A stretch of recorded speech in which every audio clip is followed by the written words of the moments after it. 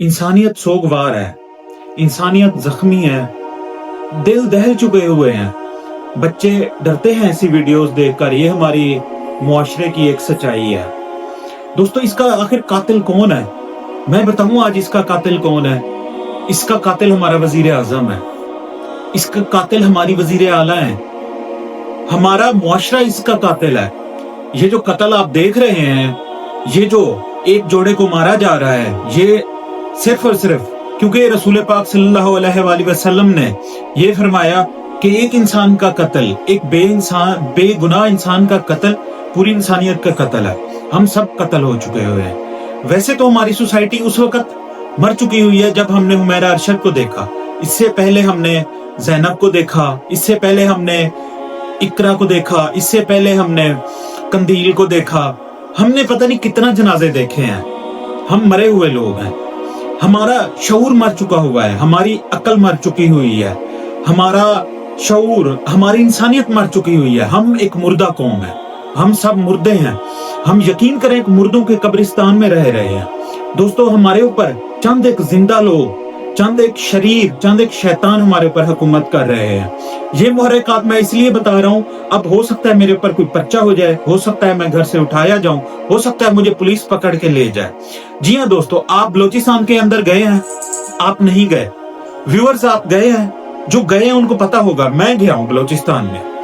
मैं बलोचिस्तान के रहने वाला तो नहीं हूँ, लेकिन मैं बलोचिस्तान गया हूँ। बलोच मेरे दोस्त हैं, मैं उनको मिलने जाता हूँ। ऐसे लोग जिनको पीने के लिए पानी नहीं मिलता, ऐसे लोग जिनको पढ़ने के लिए स्कूल अवेलेबल नहीं है, ऐसे लोग जहां पर पुलिस, कानून, फौज कुछ भी नहीं है, एक ऐसा इलाका जो कि रेत, गर्मी, बगैर बिजली के। जी हाँ दोस्तों, इस इनकलाब के दौर में, इस जदीद दौर में भी वहां पर बिजली अवेलेबल नहीं है, वहां पर पानी नहीं है, वहां पर गैस नहीं है, वहां पर सिर्फ इंसान कीड़े मकोड़ों की तरह रहते हैं। दोस्तों, जो कीड़े मकोड़ों की तरह बड़े होते हैं, जो मट्टी खाते हैं, जो पत्ते खाते हैं, जिनको पहनने को सिर्फ एक सूट मिलता है, जिन औरतों को सिर्फ और सिर्फ खाना पकाने के लिए इस्तेमाल किया जाता है, आप उनसे क्या तवक्को करते हैं? तबसरा करने वाले ये भी कहेंगे कि घर से क्यों भागी थी। मैं भी यही कहूंगा, घर से क्यों भागी थी। तबसरा करने वाले ये भी कहेंगे कि क्यों कत्ल किया था।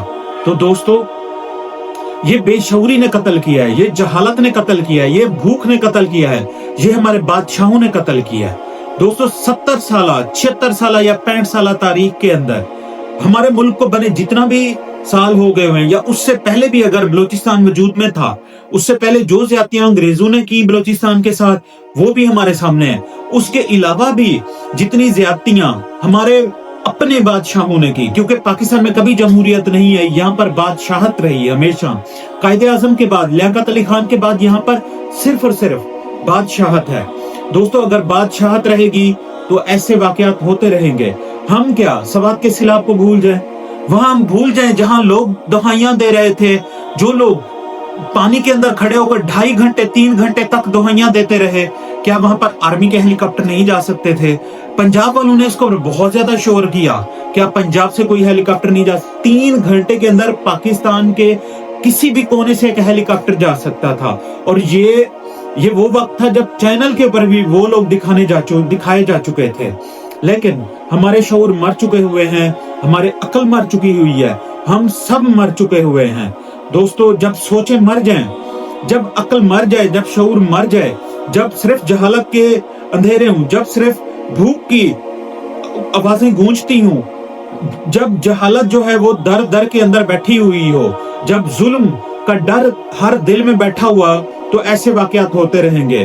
दोस्तों, ऐसे कत्ल होते रहेंगे, ये सब कुछ होता रहेगा, और हम सिर्फ और सिर्फ बैठ के वीडियोस बनाते रहेंगे। शुक्रिया।